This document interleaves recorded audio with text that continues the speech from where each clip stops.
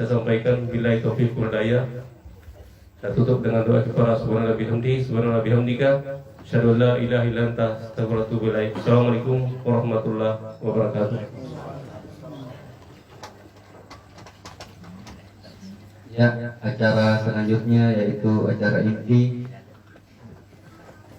tausiah yang dibawakan oleh Bapak Ustadz Ahmad Samsuri Wiyatmiko FC dengan tema adab-adab makan. Dengan beliau kami persilakan.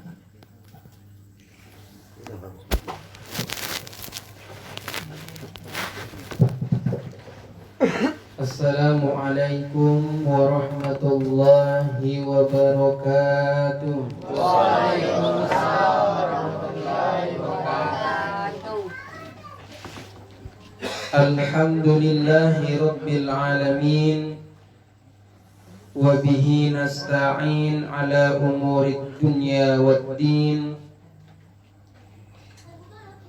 أشهد أن لا إله إلا الله وحده لا شريك له وأشهد أن سيدنا محمدا عبده ورسوله لا نبي بعده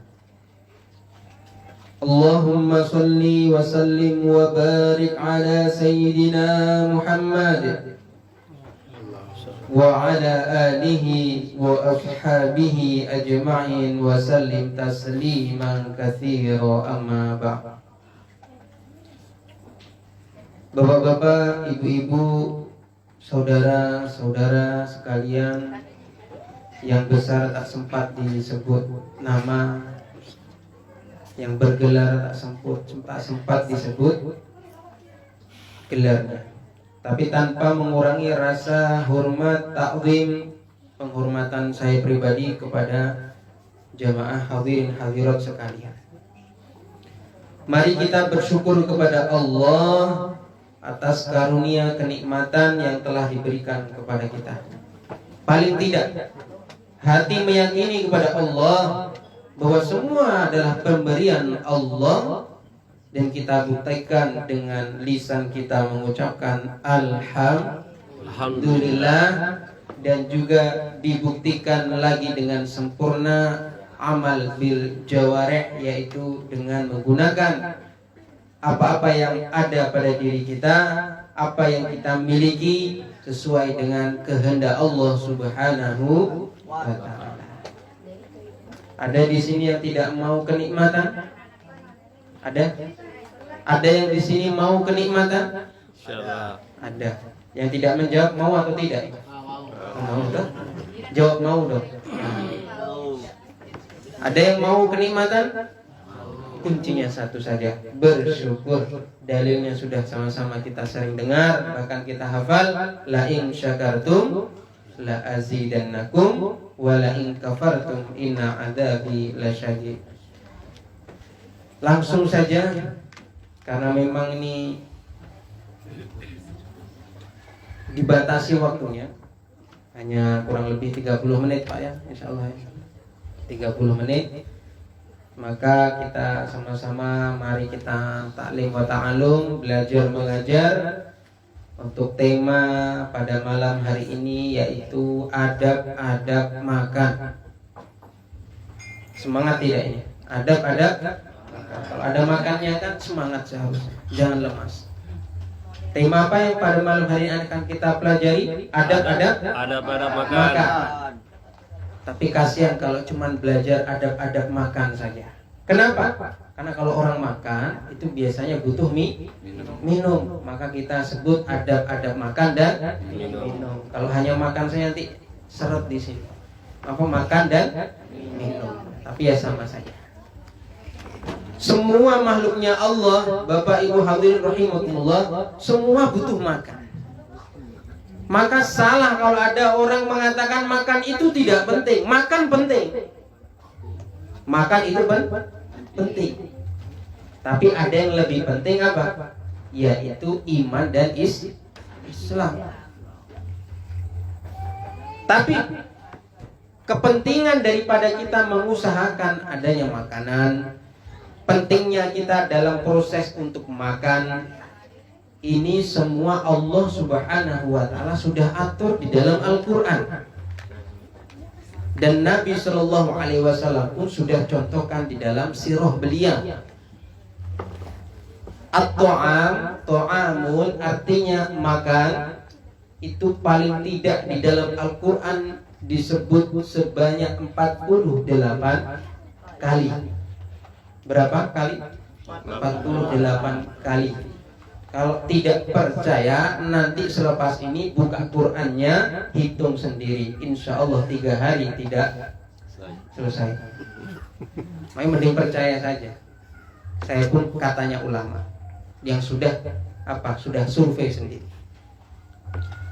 Dan Allah Subhanahu wa taala di dalam Al-Qur'an, makan ini kebanyakan akala yakulu aklan. Dari lafaz akala yakulu aklan. Ini sering sekali di dalam Al-Qur'an menggunakan fi'il amr, artinya perintah. Tapi kita harus pahami, tidak semua perintah Allah itu bersifat wajib. Karena makan ini diperintahkan oleh Allah. Kalau kita tidak makan ternyata kita pun bisa hidup, maka kita tidak berdosa. Beda dengan syariat-syariat yang lain. Maka makan ini penopang daripada kehidupan kita. Jangan dikira pepohonan itu tidak makan, tapi makan juga.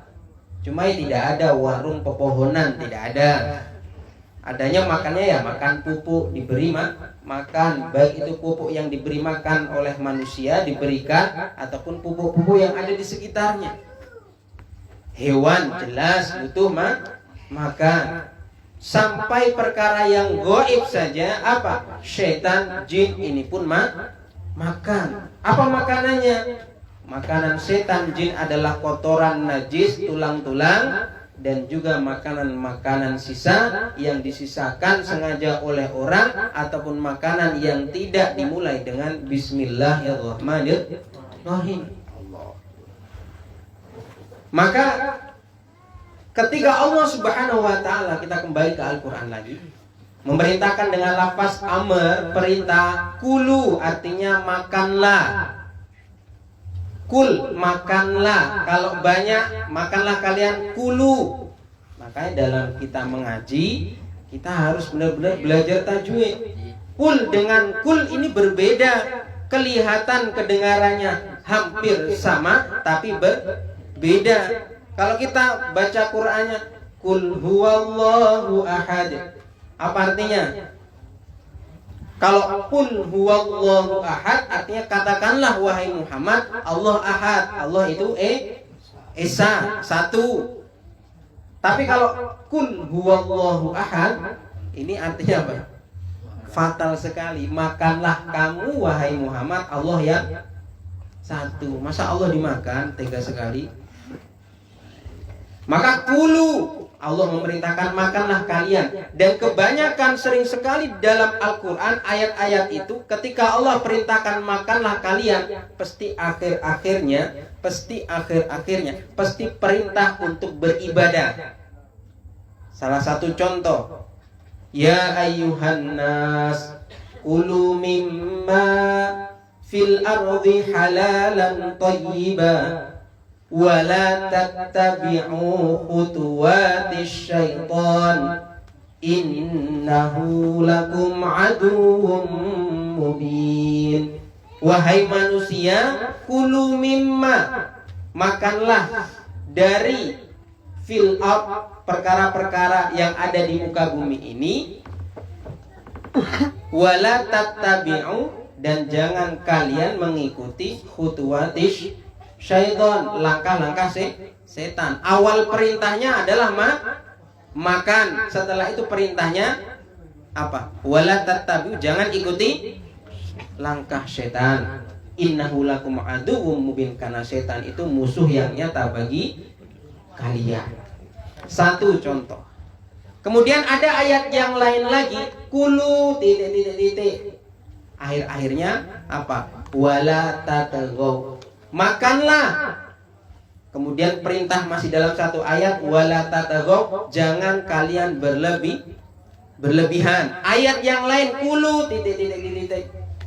Wa'malu sholiha, makanlah kalian titik. Kemudian perintah keduanya apa? Beramalah soleh. Kulu titik. Setelah itu apa? Kulu wasrifu wala kulu tusrifu wala tashrabu. Makan minumlah tapi jangan berlebihan. Nanti banyak sekali ada fakulu minha wa at'imul ba'isal fakir, makanlah sebagian darinya dan sisakanlah ataupun berikanlah kepada orang-orang yang berduka alias orang yang sengsara. Banyak sekali satu ayat yang Allah perintahkan untuk makan makanan, kemudian setelah itu memerintahkan untuk ibadah. Ini ulama katakan maksudnya apa? Bahwa makan ini bukan tujuan hidup, tapi makan ini hanya keperluan hidup. Maka Nabi SAW pernah bersabda, al-mu'min hammuhu fis shalah wal munafiq hammuhu fit ta'am wasyarab. Kalau dia zahir batinnya Islam, maka yang dipentingkan tujuan hidupnya adalah sholat. Tapi bagi orang yang zahirnya Islam tapi batinnya kufur, batinnya munafik, batinnya fasik, maka yang dipentingkan adalah to'am wa syarab. Apa? Yang ada di dalam perut saja, makan dan minum saja. Maka kalau kita apa-apa aktivitas, kalau yang kita pikirkan hanya tujuan saya supaya makan, ini salah. Karena makan hanya keperluan, bukan tujuan. Allah perintahkan makan, tapi setelah itu pasti disuruh untuk beribadah. Maka adab-adab makan yang pertama kali sebelum kita masuk ke dalam makan itu sendiri, atau disebut dengan adab apa? Kalau pasca itu setelah, kalau sebelum apa? Pramakan, adab pramakan. Yang pertama, pastikan makanan yang akan kita makan, akan kita konsumsi itu halalan thayyiban. Maka seperti mana tadi perintah Allah, ya ayyuhan nas kulu mimma fil ardi halalan thayyiban. Yang halal ini sudah jelas, kata Nabi, al halalu bayyinun wa haramu wal haramu bayyinun. Halal sudah jelas, haram pun sudah jelas. Itu kita hindari kalau itu haram. Kata alim ulama, halal ini ada 4 perkara. Yang pertama halal dzatiyahnya. Saya tanya, tikus halal atau haram? Tikus halal atau enak? Nggak tahu. Kalau tikus halal atau haram? Haram. Maka itu dzatiyahnya. Tabe, guguk, apa guguk itu? Dog, apa dog itu? Anjing lah gitu. Anjing itu halal atau gurih? Halal atau haram? Haram. Itu dzatiyahnya. Mau di seperti apapun, seumpama nangkep kambing, kemudian panggil itu ustadz, Pak Ustadz, tolong kita sembelih anjing saya supaya halal. Tetap tidak bisa. Mau dibasuh itu 7 kali, pakai direndam, mau dikasih ke laundry berkali-kali, tetap haram. Sembelih, bismillahirrahmanirrahim, sembelih. Tetap haram, karena dzatiyahnya haram, seperti apapun tidak bisa. Maka pertama yang dipastikan adalah kehalalan dzatiyahnya. Yang kedua adalah kehalalan dari komposisinya. Ada makanan itu halal, tapi karena tercampur dengan najis, maka jadi haram. Itu komposisinya. Yang ketiga, cara penyembelihannya. Kambing halal atau enak? Halal dan enak. Kalau tidak disembelih, tahu-tahu mati keracunan, kesempatan tidak ada orang tahu, langsung sajalah digulai. Halal atau haram? Jelas haram, karena tidak disembelih. Ataupun disembelih tapi bukan di leher. Wah, ini supaya viral lah, YouTubers, supaya viral nih. Ayo guys, kita akan sembelih kambing tapi bukan di leher. Di mana? Di perutnya. Halal atau haram? Haram. haram. Itu cara menyembelih. Terakhir, cara memperolehnya. Kambingnya gembung, kambingnya bagus, kambingnya jantan, tapi dapatnya bukan karena jual beli, bukan karena melihara. Karena apa? Jalan-jalan ke lapak, tahu-tahu ada nemu kambing apa? Yatim piatu. Ayo tangkap saja yuk, kita adopsi. Sampai rumah, aduh nggak usah diadopsi lah, nanti susah. Langsung saja kita sembelih. Sembelihnya sah, tapi mengkonsumsinya haram karena cara memperolehnya haram. Ada berapa? 4. Silahkan nanti diulangi sendiri atau bisa langsung klik channel Bapak Andi karena ada siaran langsungnya. Nah, maka pertama halal. Allah tegaskan kehalalan ini harus. Jadi sebelum kita mau makan halal tidak ini. Jangan seperti anak muda sekarang, tapi di sini nggak ada. Ini di planet sana, di kampung Pluto. Apa katanya? Halal haram hantam hajar. Nggak boleh. Kalau halal dihajar nggak apa-apa, tapi kalau haram tinggalkan, buangkan. Halal. Apa? Halal. Yang kedua, niat. Dalilnya sudah sering-sering kita dengar, innamal a'malu binniyat. Makan, kalau kita makan niatnya supaya kenyang karena lapar, maka tidak dapat pahala. Yang didapat hanya kenyang. Sebagaimana tadi penyebutan di ayat tadi, Allah perintahkan makan, kemudian suruh ibadah. Maka kalau kita mau makan, niatnya makan supaya kuat ibadah, supaya kuat kerja mencari nafkah yang halal, supaya kuat bangun tahajud, maka itu sebagaimana yang diniati. Jadi tidak hanya sholat, puasa, sedekah yang diniati. Semua aktivitas kita kalau kita niati, pahalanya akan mempengaruhi sebagaimana niat. Maka sebelum kita makan, niatnya mau makan apa? Selain daripada menghilangkan lapar, saya niat makan supaya saya bangun tahajud jam 7 pagi. Gimana itu? Niatnya bagus, tapi tahajud kok jam 7 pagi? Dikodok berarti itu. Berarti subuhnya kapan itu? Jam 7:30 berarti itu. Maka niat dijaga. Kehalalan, kedua niat. Yang ketiga, cuci tangan. Cuci tangan. Dalam satu hadis dikatakan, man aroda man aroda ayakula ghosala yadaihi. Nabi Shallallahu Alaihi Wasallam ketika mau makan pasti akan membasuh, mencuci tangannya. Aktivitas paling banyak anggota tubuh kita adalah tangan. Sampai-sampai tidur pun tangan masih beraktivitas. Yang di sinilah, yang di sinilah, yang di dadalah, yang disensor lah.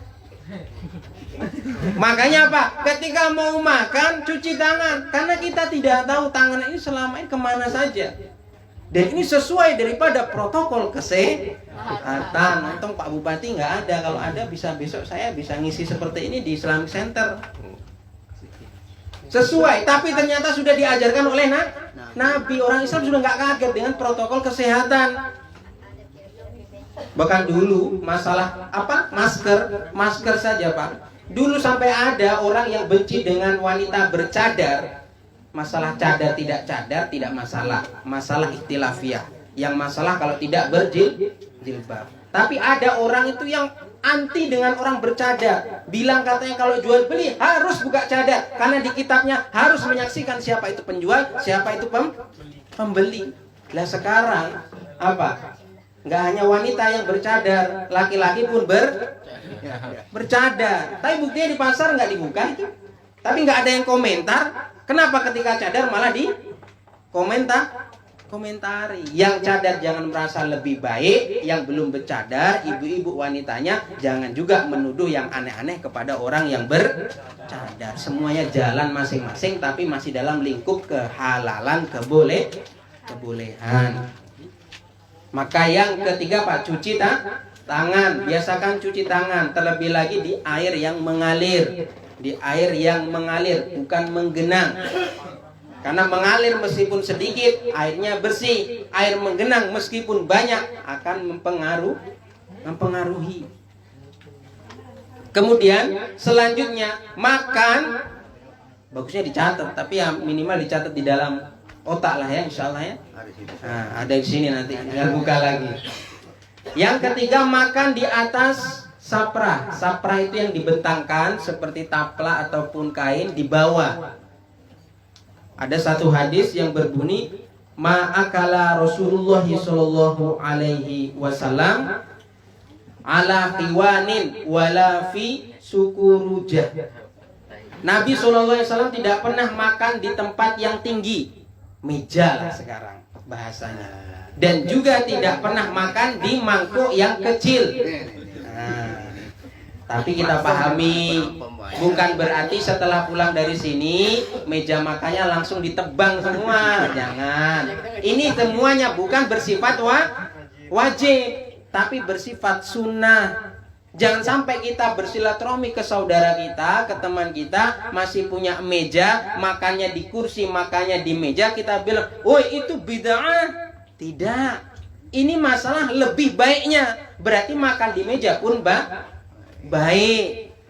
Hanya saja lebih baiknya. Paling tidak kita jangan mengingkari sunnah Nabi. Kita dalam hati percaya itu sunnah Nabi ya Allah, itu sunnahmu ya Rasulullah. Meskipun saya belum sempat atau belum bisa mengamalkan. Karena kalau orang tidak mengamalkan sunnah, la ba'sa, tidak masalah. Hanya saja rugi, tidak pahala. Tapi orang mengingkari sunnah bisa MUMU RTATA D, kafir. Bisa apa? Kafir. Makanya hati-hati. Ingkar dengan tidak amal beda. Ingkar tidak amal beda. Maka jangan sampai ingkar. Tapi sebisa mungkin paling tidak sunnah itu seumur kita, seumur hidup dilakukan sekali. Wujud daripada persaksian kita kepada sunnah Nabi Shallallahu Alaihi Wasallam. Maka makannya di bawah, pakai sapra. Kemudian adab yang lain, Nabi Shallallahu Alaihi Wasallam kalau makan itu dengan posisi yang tawadhu, dengan posisi yang tawadhu. La akulu muttaqi'an. Aku tidak makan dengan bersandar. Ini bersandar namanya. Ini bersandar namanya. Apalagi sambil baring-baring, apalagi sambil tiduran, kecuali udzur. Maka Nabi tidak pernah makan bersandar. Nabi tidak pernah makan bersandar. Tawadhu. Kata Nabi selanjutnya dalam hadis tersebut, innama ana abdun akulu kama yakulul abad wa ajlisu kama yajlisul abad. Aku ini hanya seorang hamba, kata Nabi. Aku makan sebagaimana hamba sahaya itu makan. Aku pun duduk sebagaimana duduknya hamba sahaya. Paling sunnah, Pak. Paling sunnah. Saya langsung praktek saja ya. Praktek boleh kan? Ya, boleh. Tapi tidak ada makanannya? Sini aja. Oh, tidak apa-apa ya. Duduknya saja praktek. Maaf saya belakang. Posisi depan yang paling sunnah seperti ini. Paling sunnah ini.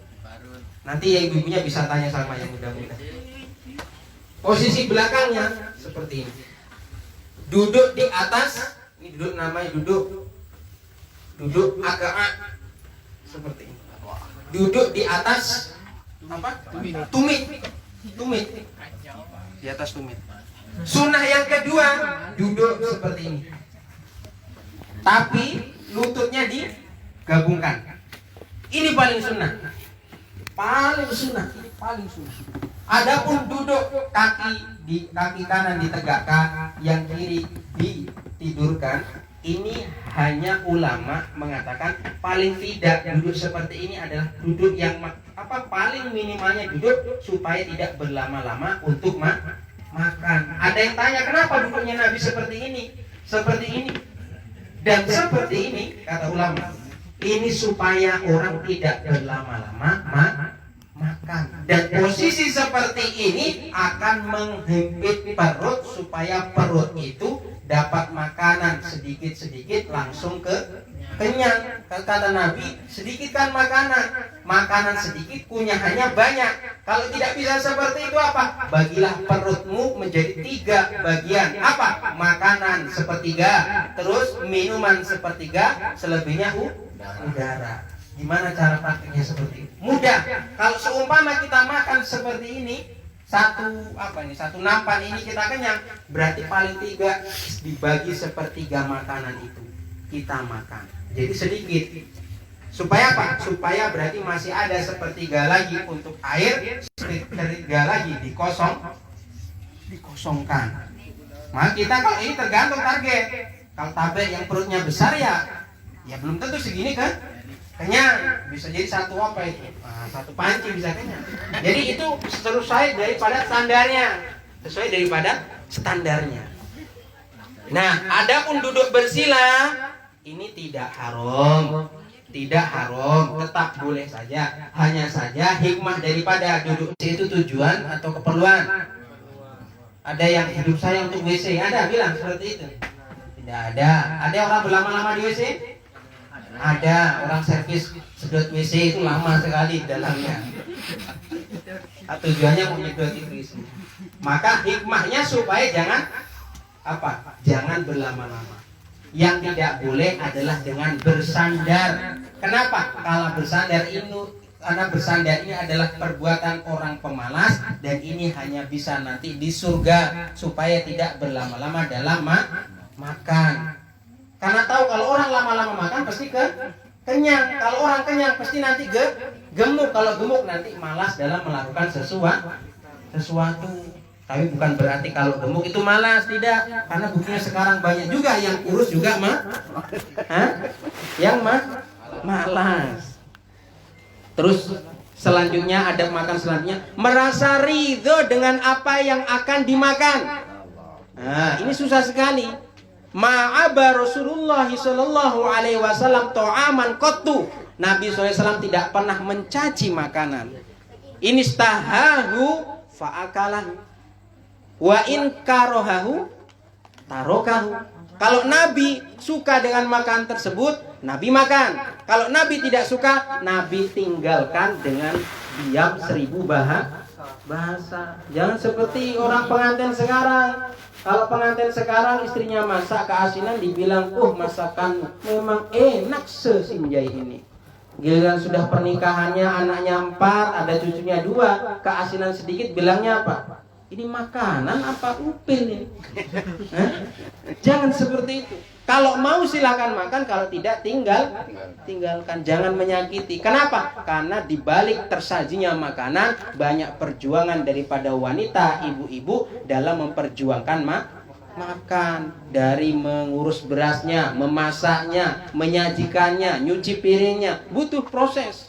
Kemudian adab pra makan yang terakhir adalah makanlah bersama-sama. Ijtami'u ala ta'amikum yubarik lakum fih. Kata Nabi, berkumpullah kalian ketika makan, karena Allah Subhanahu wa taala menurunkan keberkahan di dalamnya. Nabi Ibrahim tidak akan memulai makan malamnya sebelum memastikan satu kampung semua dalam keadaan sudah makan. Bisa meniru?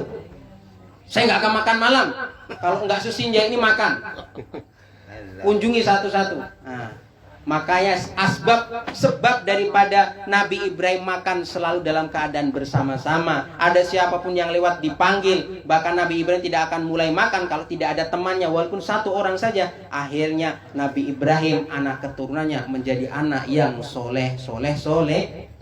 Tidak ada dikatakan nabi yang keturunannya jadi nabi paling banyak kecuali Nabi Ibrahim. Bahkan nabi kita, Nabi mulia Nabi Muhammad SAW, itu pun jalur runtutannya ke Nabi Ibrahim. Ini HP saya mana ini? Belakang. Lihat jam berapa ini? Setengah jam ini. Belum Pak ya? Sudah setengah jam. Sudah hampir. Nah, itu pramakan. Kalau saya diundang lagi kapan-kapan, saya akan sebutkan adab-adab apa ketika makan. Kalau diundang lagi, adab-adab setelah makan. Karena dalam satu kitab ada 20 sekian adab-adab makan. Nah, itu makan saja. Tapi paling tidak saya akan bocorkan 3 perkara. Kata Nabi, ya gulam. Nabi SAW menasihati anak kecil. Ya gulam, wahai anak-anak, samillah. Ucapkanlah bismillah, nyebutlah Allah sebelum makan. Kul biyaminik, Wakul mimma yalik. Makanlah dengan tangan kanan dan makanlah dengan apa-apa yang terdekat. Pertama, kata Nabi SAW, samilah, ucapkanlah bismillah. Nah, parahnya kita kalau makannya nggak enak-enak, ucapkannya bismillah. Ini makanannya kayak enak nggak ya? Wah, bismillahirrahmanirrahim, wah, yakin saja. Tapi giliran makan itu contoh Makassar, baru bu, enak. Bismillah tidak? Tidak. Yang ada udah lupa bismillah. Sedangkan dalam hadis tentang masalah keutamaan bismillah kata Nabi, kullu amrin dzibalin la yubda fihi bi bismillah fahuwa aqta fahuwa ajdam. Setiap segala sesuatu ini mempunyai kebaikan, tapi selama tidak dimulai dengan bismillahirrahmanirrahim fahuwa aqta, kebaikan itu terputus. Minimal bismillah. Mau naik bis kota ucapkan bismillah. Mau ucapkan bismillah pun bismillah. Mau mecahkan bisul bismillah. Mau makan biskuit bismillah. Mau ngunyah biskuit, silakan lanjutkan sendiri-sendiri nanti. Bis apa yang lain. Ucapkan bismillah. Samilah wakul biyamik, dan makanlah dengan tangan kanan. Ini banyak sekali yang sekarang ditinggalkan.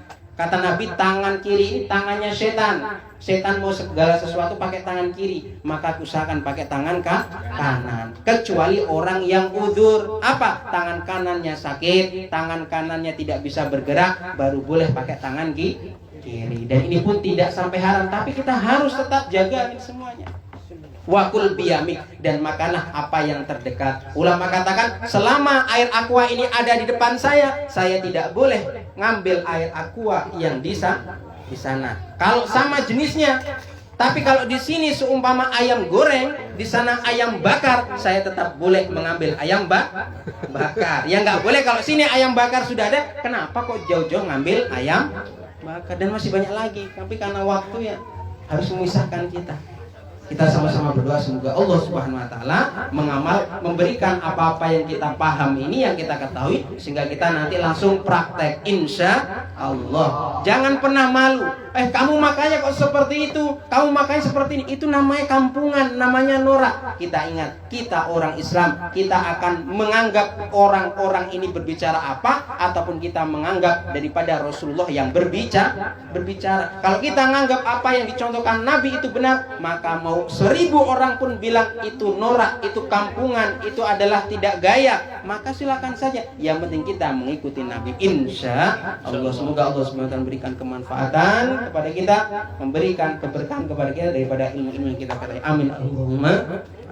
Dan kita mari sama-sama tawajukan diri kita, fokuskan diri kita, minta keluangan waktu, keluangan hati, keikhlasan untuk kita mendoakan siapa? Pak Ali Buddin. Nah, ada beliau di sini.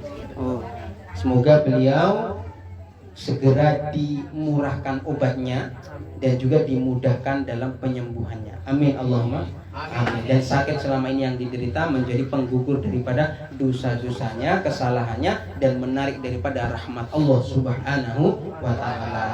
Ala hadiniyah sholihah al-Fatihah. A'udzubillahi minasyaitonir rajim. Bismillahirrahmanirrahim. Alhamdulillahi rabbil alamin. Arrahmanir rahim. Maliki yaumiddin. Iyyaka na'budu wa iyyaka nasta'in. Ihdinas siratal mustaqim. Siratal ladzina an'amta 'alaihim ghairil maghdubi 'alaihim waladdallin. Amin. Na'udzubillahi minasyaitonir rajim. Bismillahirrahmanirrahim. Alhamdulillahi rabbil alamin. Hamdan syakirin, hamdan na'imin, hamdan yuwafi ni'amahu wa yukafi mazidah. Ya rabbana lakal hamdu kama yanbaghi li jalali wajhika wa 'azimi sultani. Allahumma shalli 'ala sayyidina Muhammad wa 'ala sayyidina Muhammad. Allahumma ighfir lana dhunubana wa li walidina wa li jami'il muslimina wal muslimat wal mu'minina wal mu'minat al ahya'i minhum wal amwat. Innaka as-sami'ul qaribun mujibud da'wat wa yanqadhi al hajat. Ya Allah ya rabbal alamin. Rabbana hab lana min azwajina wa dhurriyyatina qurrata a'yun waj'al muttaqina imama. Allahumma yassir umurana ya Allah. Allahumma yassir umurana ya Allah. Allahumma yassir hajatana ya Allah ya rabbal alamin. Rabbana atina fid dunya hasanah wa fil akhirati hasanah wa qina adzabannar. Subhana rabbika rabbil izzati amma yasifun wa salamun alal mursalin walhamdulillahi rabbil alamin. Wabillahi taufiq wal hidayah. Assalamualaikum warahmatullahi wabarakatuh.